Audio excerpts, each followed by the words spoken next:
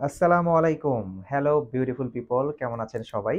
আশা করছি সবাই বেশ ভালো আছেন আল্লাহর বিশেষ রহমতে। এবং অনেকে জিজ্ঞেস করেন আমি কেমন আছি? আমি সবার উদ্দেশ্যে বলতে চাই আলহামদুলিল্লাহ আমি বেশ ভালো আছি। আল্লাহর রহমতে ভালো আছি। আজকে আপনাদের আ একটু ভিন্ন আবহে চলে আসলাম। সাথে ইউজারসিও চলে আসছে। আচ্ছা, ভিন্ন আবহে চলে আসলাম। দেখতে পাচ্ছেন চারপাশ অন্ধকার। অ্যাকচুয়ালি আজকে মোটামুটি অনেক পরিশ্রম একটা হেক্টিক দিন গিয়েছে বলা যায়। সেই সকালে বের হয়েছিলাম। এসেই আবার একটু রেস্ট নিয়ে আবার কাজে গিয়েছিলাম। একটু আগে হয়তোবা আপনারা আমার স্টুডেন্টের ড্রাইভিং এর ভিডিওগুলো দেখেছেন। সেটা আপনাদের কাছে অলরেডি হয়তো যাচ্ছে ভিডিওগুলো। তো আজকে এখন এই মুহূর্তে অন্ধকারের মধ্যে কেন আসলাম? সেটার আসলে অ্যাকচুয়ালি কারণ আমিও জানি না। তবে আমার মনে হচ্ছে যে আমার একটু রেস্ট নেওয়া দরকার। কিন্তু রেস্ট নেওয়ার আগে বারবার বেশ কিছু কমেন্ট এবং মন্তব্য আসছিল যে যারা Uber বা রাইড শেয়ারিং সেক্টর বা প্ল্যাটফর্ম গুলো ব্যবহার করছি। তো সাধারণত আপনারা সবাই ইনকাম কত হয়, আয় কত হয় এগুলো সম্পর্কে জানতে চান। হাফ বেলায় কত হয় বা সারাদিন গাড়ি চালিয়ে বা ১০ থেকে ১২ ঘন্টা গাড়ি চালিয়ে ইনকামটা কত হয়? এই বিষয়টা নিয়ে সবার সবচাইতে বেশি আগ্রহের কারণ হয়। তবে পাশাপাশি কিন্তু এর ব্যতিক্রমেও কিন্তু বিভিন্ন কমেন্ট আসে এবং অবশ্যই সেই কমেন্টগুলো কিন্তু যুক্তিযুক্ত এবং লজিক্যাল। কমেন্টগুলো কি ধরনের আসতেছে আমি আপনাদেরকে একটু ধারণা দেই। আমি আজকে মোবাইল ফোন নিয়ে বসিনি। জাস্ট আমি আপনাদেরকে এখান থেকে সরাসরি বলব। অনেকে আসতেছে ভাই শুধু ইনকাম আর ইনকাম। কিন্তু আপনারা খরচের ব্যয়গুলো বা খরচগুলো কিন্তু বলছেন না বা দেখাচ্ছেন না। আপনাদের সুবিধার্থে বা জ্ঞাতার্থে জানাচ্ছি যে আপনারা লক্ষ্য করবেন যে আমার যে ভিডিওগুলো আপনাদের কাছে পাবলিশ করি, বিশেষ করে আয় ইনকামের ভিডিওগুলো, সেখানে কিন্তু আমি Uber এর কমিশন যেটা থাকে, যেহেতু আমি Uber ড্রাইভ করি, Uber নিয়ে কথা বলছি। তো Uber এর যে কমিশনটা থাকে আমি কিন্তু সেটা বাদ দিয়েই আমার ইনকামের টোটাল খরচটা বলি এবং পাশাপাশি গ্যাস কত টাকা লাগছে সেটা বলি। এবং পাশাপাশি চেষ্টা করি যে আমার গাড়িটাতে কি ধরনের মেইনটেন্যান্স খরচ হচ্ছে, ইঞ্জিন অয়েল কেমন লাগছে, অয়েল ফিল্টার বা আদার্স সার্ভিসিং চার্জ এগুলো সম্পর্কে কিন্তু কিছু না কিছু ভিডিওতে থাকে। অনেকে হয়তো পুরো ভিডিওগুলো স্কিপ করে যান। কারণ ভিডিওগুলো যদি একটু বড় হয়ে যায়, তথ্যবহুল হওয়ার কারণে ভিডিওগুলো একটু বড় হয়েই যায়। তো আপনারা যদি স্কিপ করে দেখেন তাহলে হয়তো ইনফরমেশন গুলো মিস করে যেতে পারেন। তো ওই সকল ভিডিওগুলো কিছু, কিছু জায়গায় কিন্তু কমেন্টস এর উত্তরে আমি ড্রাইভ করাকালীন সময়ে কিন্তু আপনাদেরকে জানাই যে খরচটা কেমন হয় পার মান্থ বা ইয়ারলি কেমন আসে। তবে এইজন্য আজকের এই ভিডিওটা শুধুমাত্র আপনাদেরকে আমার গাড়িতে আসলে কেমন খরচ হয় সেটার একটা ধারণা দেওয়ার চেষ্টা করব আপনাদেরকে। তো ধরুন এখানে আমার যে গাড়িটা সেটা কিন্তু মোটামুটি খুব এভারেজ একটা ড্রাইভ হয়। খুব এভারেজ মাইলেজ কিন্তু আমার গাড়িটা রান করে থাকে।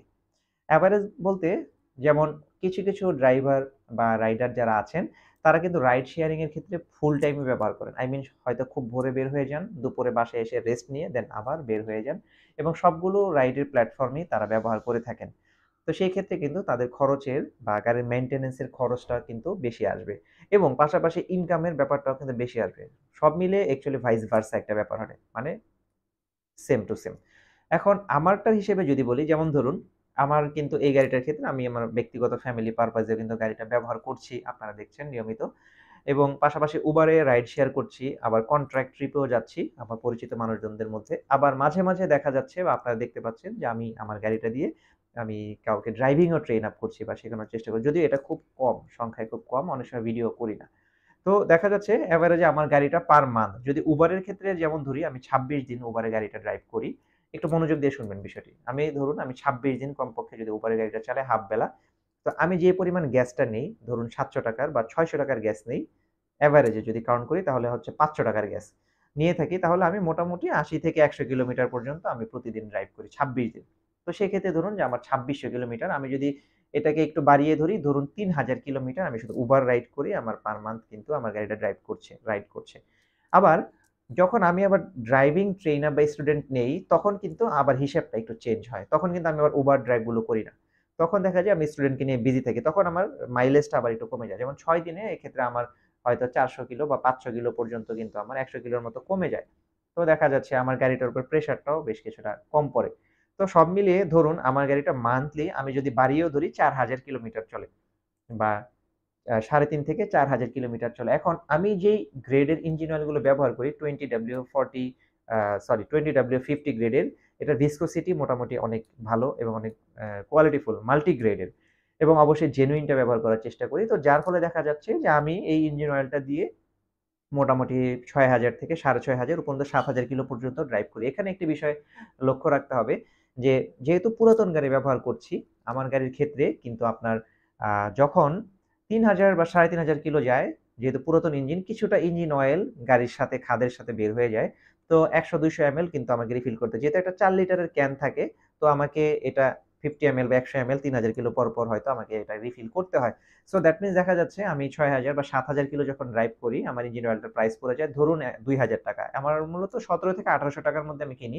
ধরে নিচ্ছি ৳২,০০০ দাম ইঞ্জিন অয়েলটার। তো এটা দিয়ে আমি কিন্তু দেখা যায় ২ মাস মোটামুটি, আমি যদি ধরি আ প্রায় ২ মাসই ধরে নিতে পারেন। কারণ সবসময় তো গাড়ি অনেক সময় বসেও থাকে। আমি লং ডিসট্যান্স ট্রিপে যাই, তখন দেখা যায় রেস্ট নেই। ট্রিপের খরচে আমার অন্যান্য রাইড শেয়ারিং এর খরচের অ্যামাউন্টটা কিন্তু উঠে আসে। তো সেটা হচ্ছে ধরুন ২ মাস আমার ইঞ্জিন অয়েলে আমার যাচ্ছে এখানে ২,০০০, আরো ৳৫০০ বাড়িয়ে দিলাম ৳২,৫০০। তো এখানে পার মান্থ আমার কিন্তু হিসাবে চলে আসতেছে প্রায় ১২০০ থেকে ৳১৫০০। এখন দেখুন এটার সাথে কিন্তু অয়েল ফিল্টার চেঞ্জ করতে হয়। অয়েল ফিল্টার একটা মোটামুটি মিডিয়াম মানের, যেটা Toyota 110 এর জন্য যেটা ইউজ করি, এটা প্রায় মোটামুটি ধরেন ৳২৫০ থেকে ৳৩০০ নিয়ে থাকে, পরিচিত দোকান থেকে নেওয়া হয়। তো এখানে আসছে আপনার ৳১৫০০ এবং ৳৩০০ ৳১৮০০। এখন এয়ার ফিল্টারটাও চেঞ্জের বিষয় আছে। আমি মোটামুটি প্রতি মাসেই দেখা যায় এয়ার ফিল্টারটা চেঞ্জ করে ফেলি। যেহেতু একটু সস্তা মানের এয়ার ফিল্টার হয়। তো এয়ার ফিল্টারটা আমার রাস্তাঘাটে যে ধুলাবালুর কন্ডিশনের উপর ডিপেন্ড করে খুব বেশি অ্যাকচুয়ালি লং লাস্টিং হয় না। তো দেখা যাচ্ছে আমার এয়ার ফিল্টারটা মোটামুটি ৳২০০ দাম পড়ছে। তো দেখা যাচ্ছে ১৫০০, এখানে ৩০০, ১৮০০ এবং দেখা যায় ৳২০০, ৳২,০০০ একটা ফিক্সড খরচ কিন্তু এখানে আছে। এখন যারা এয়ার ফিল্টার বা ইঞ্জিন অয়েল এগুলো সেট করে দিবে, তাদের তো একটা খরচ আছে। তাদের একটা ফি দিতে হয় ৳৫০০। তো এটা যদি আমি অর্ধেক করি, যেহেতু ২ মাসের হিসাব, তো দেখা যাচ্ছে আমার এক্ষেত্রে ৳২৫০ যদি ধরি পার মান্থ মিস্ত্রির খরচ, এটা ফিক্সড আমার লাগছে ধরে নিচ্ছি ৳২৫০। আর একটু বাড়িয়ে যদি ধরি টিপস সহ, তাহলে ধরা যাচ্ছে এখানে ৳৩০০। আরেকটি বিষয় এখানে হচ্ছে যে এগুলো হচ্ছে ফিক্সড খরচ আমার এই মাসে এই অ্যামাউন্ট গুলো। আরেকটা বিষয় যেটা হচ্ছে পার্কিং ফি। আমার এখানে পার্কিং ফি দিতে হয় না। আমার যে বাসাটা আছে, আমার বাসার আশেপাশে পার্কিং এর এমনিতেই জায়গা আছে।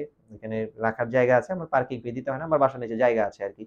তো এক্ষেত্রে কিন্তু আমার এদিক দিয়ে প্রফিটটা হয়ে যাচ্ছে। অনেকের প্রশ্ন থাকে যে, "ভাই আপনার Uber বা এগুলো রাইড দিয়ে পোষায় কিভাবে?" ভাই, সবার সিচুয়েশন, গাড়ি রাখার অবস্থা কিন্তু একরকম না। কারো পার্কিং ফি দিতে হয়, কারো দিতে হয় না। কারো রাখার জায়গা আছে। কারো দেখা যাচ্ছে পরিচিত মিস্ত্রি বা গ্যারেজ আছে, তারা অনেকটা কনসিডার করে। সব মিলে দেখা যাচ্ছে কারো অবস্থা একটু প্রতিকূল, কারো অনুকূল, কারো মিলিয়ে এভারেজ একটা অবস্থা থাকে। আশা করি আমি আপনার কমেন্টস এর উত্তর দিতে পেরেছি। খরচের বিষয়টায় আসি। তো তারপরে ধরুন আপনার আ যেটা আসছে এসি ফিল্টার। আমার এই গাড়িটাতে এসি ফিল্টার ব্যবস্থা নেই। তো আমার এসি ফিল্টার খরচ লাগছে না। আরেকটা হচ্ছে গাড়ি ওয়াশ করার খরচ। ধরুন সপ্তাহে যদি আপনি ৪ দিন ওয়াশ করেন কমপক্ষে। প্রতি সপ্তাহ আই মিন সরি, সপ্তাহে নয়, মানে মাসে ৪ দিন। তাহলে আপনার যেহেতু বাইরে গিয়ে করতে হয়, তাহলে মোটামুটি গ্যারেজে একটা ওয়াশ করতে গেলে ৳৪০০ র মতো একটা ওয়াশের খরচ লাগেই। আরেকটা বিষয় হচ্ছে যদি নিজে ওয়াশ করেন, তাহলে সেক্ষেত্রে ৳৪০০ থেকে খরচ কমে আসতে পারে ৳১৫০ থেকে ৳১০০ র মধ্যে, যদি নিজের ব্যবস্থা থাকে। যেমন আমার নিজের ব্যবস্থা আছে। আমার বাসার নিচে মোটর বা এগুলো হাই প্রেশার সিস্টেম আমি এগুলো কিনে নিয়েছি। তা আমার এদিকে খরচ কিন্তু সেভ হয়ে যাচ্ছে। সুতরাং এখানে আমার খরচটা ধরতে হবে পার মান্থ, যদি আমি প্রতি সপ্তাহে ৳২০০ আমি যদি কস্টিং ধরি ওয়াশের, তাহলে আমার কিন্তু ৳১,০০০ আমি আরেকটু বাড়িয়ে দিলাম। ৳১,০০০ ওয়াশের খরচ আসতেছে। আর সেদিকে আসতেছে কিন্তু আপনার মোটামুটি ১৫০০ আর ২,০০০ মানে ৳৩,০০০ কিন্তু আমার ফিক্সড একটা খরচ এটা হচ্ছেই। এখন এটার পাশাপাশি কিন্তু খরচটা ধরতে হবে কোনটা? যেটা আমি অনেককে বলেছি যে, "ভাই আমার খরচটা কিন্তু ৳৪,০০০ থেকে ৳৫,০০০ র মধ্যে ঘোরাঘুরি করে।" এখন বাৎসরিক কিন্তু গাড়ির যে একটা খরচ বা ট্যাক্স দিতে হয় আপনারা জানেন। মোটামুটি ৳৩৫,০০০ র কম বেশি কিন্তু দিতে হয় ১৫০০ সিসির গাড়ির ক্ষেত্রে। তো সেখানে যদি আমি এটা ১২ দিয়ে ডিভাইড করি ৩৫,০০০, এখান থেকে কিন্তু মোটামুটি আমার মোটামুটি ২,৫০০ থেকে ৳৩,০০০ র একটা কস্ট আসতেছে। তাহলে দেখা যাচ্ছে আমার সেখানে যদি ৳৩,০০০ হয়, আর এখানে গাড়ির খরচটা প্রতি মাসে যদি আমি হিসেবের মধ্যে ধরি, তাহলে ৫,৫০০ থেকে ৳৬,০০০ র মধ্যে একটা ফিক্সড খরচ। এর বাইরে নরমালি যদি কোনোভাবে কোনো কিছু গাড়ি ক্ষতিগ্রস্ত হয়, দুর্ঘটনার কারণে হোক বা কোনো যদি পুরাতন গাড়ি কোনো ইন্সট্রুমেন্ট ক্লাচটা নষ্ট হয়, তাহলে সেটাকে অ্যাক্সিডেন্টের খরচ হিসেবে আলাদা খাতে ধরতে হবে। এখন এটা তো সবসময় যেকোনো সময় হতে পারে বা সবসময় নাও হতে পারে। দীর্ঘ সময় আপনার গাড়ি ঠিকঠাক মতো চলতে পারে। আপনার এসি সার্ভিস, এসি সিস্টেম এটা চলছে তো চলছে। এটা হঠাৎ করে নষ্ট হয়েও যেতে পারে। আবার দীর্ঘদিন ঠিক থাকতেও পারে। আবার আপনার পাওয়ার স্টিয়ারিং বক্স, আপনার টায়ারের কিছু লাইফ সাইকেল আছে। যেমন একটা টায়ার মোটামুটি ৪০,০০০ কিলো পর্যন্ত ভালোভাবে ভালো রাস্তায় চালালে মেইনটেন্যান্স কিন্তু করা যায়। এখন দেখা যায় যারা একটু গ্রামের রাস্তাগুলোতে রাইড করেন, যাদের ইট-খোয়া রাস্তায় চলতে হয়, তাদের টায়ারগুলো কিন্তু আবার আপনার একটু কম লং লাস্টিং করে। তো এগুলো আপনাকে অপশনাল ভাবে ধরতে হবে। বাট প্রতি বছরে আপনার যখন ২ বেলা করে গাড়ি ড্রাইভ করবেন, তখন কিন্তু দেখা যাবে আপনার এই টায়ার পাল্টানোর বিষয়টা কিন্তু বছরেই আসতে পারে। আবার চাইলে ১.৫ বছরে একবার আসতে পারে। বাট আমার ক্ষেত্রে যেটা হচ্ছে, আমার খরচের বিষয়টা আপনাকে জানাতে পেরেছি। পার মান্থ ৳৫,০০০ থেকে ৳৬,০০০ আমার ফিক্সড একটা খরচ ধরতে হয়। এখন আমি যে Uber রাইড করি, Uber এর ক্ষেত্রে ধরেন যেহেতু একটা মিনিমাম টার্গেট আমার থাকে যে আমি ৳৮০০ থেকে ৳১,০০০ ইনকাম করে ব্যাক করে চলে আসি। এটা হলো আমার ২৬ দিনের হিসাব। ধরুন ২৬ দিনে যদি আমি এই কাজটা করি, এখানে যদি আমি সবকিছু খরচ বাদ দিয়ে এখানে যদি আমি 26,000 টাকার মতো ধরি বা ধরুন 25,000 টাকা ধরি, কিন্তু এই ট্রিপের ফাঁকেও কিন্তু দেখা যায় আমার কিছু কন্ট্রাক্ট ট্রিপ থাকতে পারে, অফিসের বসদের সাথে কন্ট্রাক্ট থাকতে পারে ঢাকার বাইরে। তো সেক্ষেত্রে কিন্তু উবারের থেকে সেখানে প্রফিটটা বেশি আসে।